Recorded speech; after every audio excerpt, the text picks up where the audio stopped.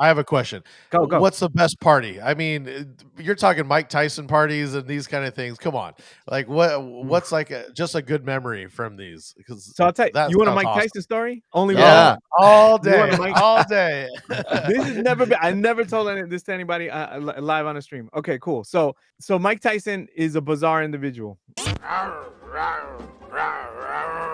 He's very That's why we want this. He's all over the place. So the club calls me up and says, "Yo," manager hits me and says, "Yo, you got to get to the club early. Mike Tyson's gonna be there. He wants to meet you." So what he was doing was like a documentary thing, like or not documentary, but I don't know if HBO was interviewing him, and then they were gonna have a fight, and then he was gonna have his after party at the club. So it was like a whole day event. So we worked out a price for that, whatever. So I get there early, but they're like, "But Mike wants to meet you. Like you can't just do it. You gotta hang with him." I was like, "All right, cool." So I get there early. Vinyl days, Serato days. What's involved? Serato days, definitely Serato. Okay. Yeah, this isn't that long ago. Maybe I think this was like 2016. Okay. About there. 2016, 2015. Anyway, so definitely Serato. We get there. Me and my guy, I have an opener. So me and him hang out. We're by the bar. We just, whatever, having a drink. And the bar's not even open, but we're just, hanging out there. So they're like, "Not yet. Mike's not ready to see anybody." So I'm like, "All right." So like an hour passes, right? Now, mind you, so the ladies, this manager her husband was a army vet, right? So all of a sudden I see a guy with an amputee, like a disabled veteran in a wheelchair, and he's wheeling up to try to get next to Tyson, right? And they're like, nope, Tyson's not ready to see anybody. Same thing he's getting to me. 1 hour, 2 hours, 3 hours. I'm like, dude, right? Like, why are we even here so early? Anyway, so no. Mike's got to eat now. Got to leave him alone when he eats, right? Now, mind you, he's like in it's like a dog. Distance. Like you can see Don't touch the like, dog when he eats. You can see him, but you can see him. Like I'm by the bar, and he's literally like, picture like a lounge. Like it's a big club, but like there's like 4 or 5 like seating areas, and he's like the furthest one. So I could see him. I'm like looking at him. And he sees us waiting. So finally, like the guy comes down 3-4 times. Now, mind you, I don't know if he had amputated legs, but the guy's in his thing, right? He's coming through 3-4 times. So finally, I'm like, dude, what do you, like I see you coming down, and I can see him struggling, right? Like to get down and go to this hotel, come back down in an hour. And I'm like, yo, what can I help you with? He's like, yo, I just want him to sign a shirt. So I was like, oh, don't worry about it. I'm going to make him sign these DJ shirts. I was like, what's your name? I'll have him sign it. So he's like, whatever. So anyway, so we go there. So Tyson's got a hype man. So remember this hype man. He's got this manager he's very loud and a hype man. Is it Don King? Or no, this is after definitely Don not King. Don King. Way after Don random King, right? guy. Yeah. Anyway, so finally they come by us, and he's like, so my friend tells the guy, yo, there's an amputee that came, like a disabled veteran came down, whatever. You got to, we got to sign the thing. He's whatever. And he's like, yo, so now the hype man, remember the hype man? He goes, yo, you kicked out a disabled veteran, amputee, whatever. And I'm like, so out of nowhere, I see Tyson turn around. Now, first of all, he's like, I can't do it because it's not wide enough, but he's like wide. Like he's a wide dude. He looks like one of those Tonka truck men. Like he's that wide. It probably, I'm 5'10", so he's about 2, maybe 3 inches shorter than me, right? Anyway, so he goes like this. He's like, what?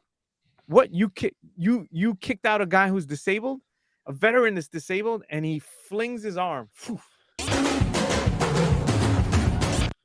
Now, mind you, I'm next to him, and I don't even think he did it that hard, but this guy's a strong dude. So I'm like flying, I'm like this way on one side. And then I'm like, no, it's Mike. So now he looks at my friend and goes, oh, you did it? And he does the same to him. So he's just smacking so people on the top. The manager's on the top. She's running down. It's like these big, long ass, because it's a big ass club. It holds like 1,600 people. And she's coming down the steps, and she's like, no, Mike. And she's like, no, Mike. I told them to come back. It's my friend. It's my husband's friend, whatever. And the guy's like, whatever. So now Mike has rage. Now, I've never, like, I would consider myself somewhat brave. I don't want to say whatever, but I'll tell you something. There's no bigger fear than when you see rage in someone's eyes, like somebody crazy and you see rage.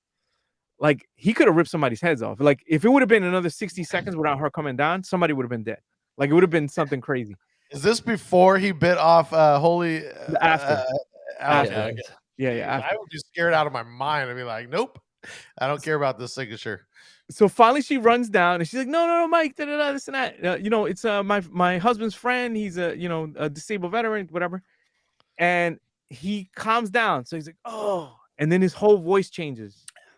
And then he went from pushing him away to grab me. He grabs me by my shoulder like a rag doll. Like he grabs me like this, and I'm like, and he's like, disabled veterans. And and I see a tear, bro. I see a tear like this.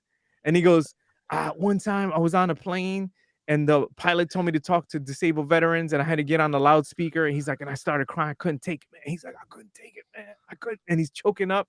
And then he grabs my friend and whatever. And he's like, you guys are my friends. And now he starts telling jokes. It was like 50 Shades of Mike Tyson. That's what you got to title this part. 50 Shades of Mike Tyson. Yo, so I thought we were going to die. So, but this is the kicker, and this is the end of the story. So now Mike says, I'm not taking any pictures. So by that time already, he pushed away. A bunch of people got pictures before us, whatever. He gets to us. He's not doing any more pictures. So my friend goes, hey, man, I'm going to take a picture of you. I'm going to stand over there because we were laughing. He had his arm, whatever, and then he would let us go, and then he just tells stories. He's like, I'm going to go over there and take a picture. So he goes on the side, and like this, he just kind of brings up his phone. Boom, he takes a picture. Now, mind you, this had just happened like 3 minutes ago, 4 or 5 minutes top, right?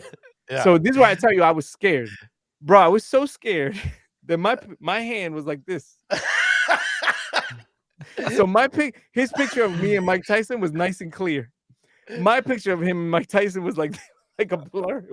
It was and these are like old. This is back like when cell phones weren't even like that good. The pictures, so you're 15, already struggling. 2015. I don't know if they were that bad. It was definitely an iPhone, but bro, that's how bad my shaking. It was like Parkinson's. I was like this, bro. It was so bad. My friend was so mad at me. He's like, nobody believes me. It's Mike Tyson. He's like, that was my only chance, and I was like, yeah, and I was like, I'm sorry, bro. I'm sorry. Oh my god, it's comedy.